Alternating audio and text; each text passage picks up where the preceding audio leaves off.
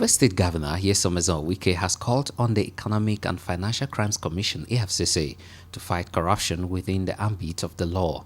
Governor Wike declared that any action outside the tenets of the law is corruption. Governor Wike spoke on Monday during the Walk Against Corruption organized by the EFCC to mark this year's International Anti-Corruption Day. EFCC should fight corruption within the ambit of the law.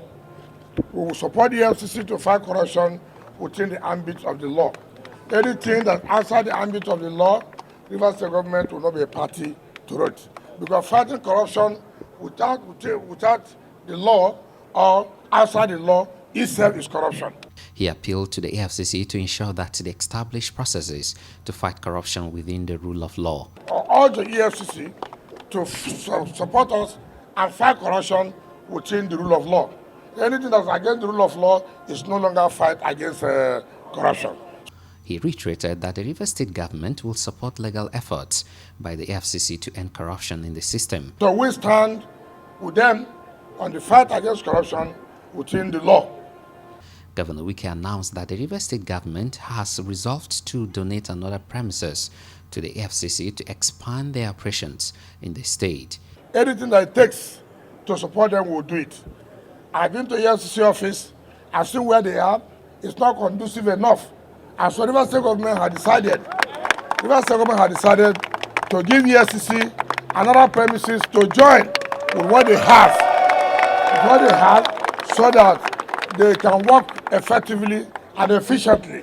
He said that corruption has eaten deep into the national system, distorting the development process in the country. Hence, all stakeholders should support the EFCC to fight corruption. All of us know that corruption has eaten deep into our country.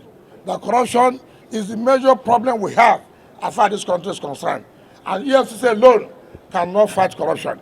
It requires everybody, all Nigerians, stakeholders to support them to fight corruption.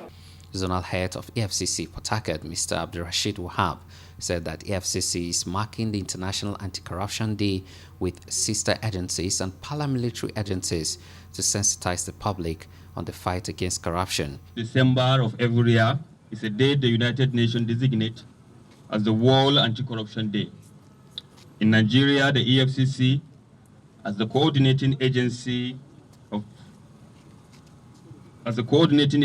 anti-corruption, is marking the date with other sister agencies, law enforcement agencies, and the military to sensitize the general public on the ills of corruption, which we all agree cannot be overemphasized.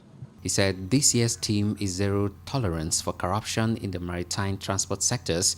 He said that the history of EFCC in Port Harcourt is that of EFCC investigating the oil sector, illegal oil bunkering, crude oil theft, economic sabotage, and other related crimes in the maritime sector. Top captains of the industries, especially oil subsidy merchants and scores of players in the private sector, former military chiefs and civil servants have also been convicted. Wahab urged vessels owners, bandage owners, boat and vehicle owners to be law-abiding and obtain all relevant licenses from relevant authorities.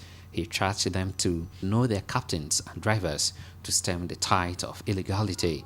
All the vessel owners, barges, container boats, trucks, and vehicle owners to be law-abiding, obtain all relevant licenses from authorities and update same as the rules and regulations demand.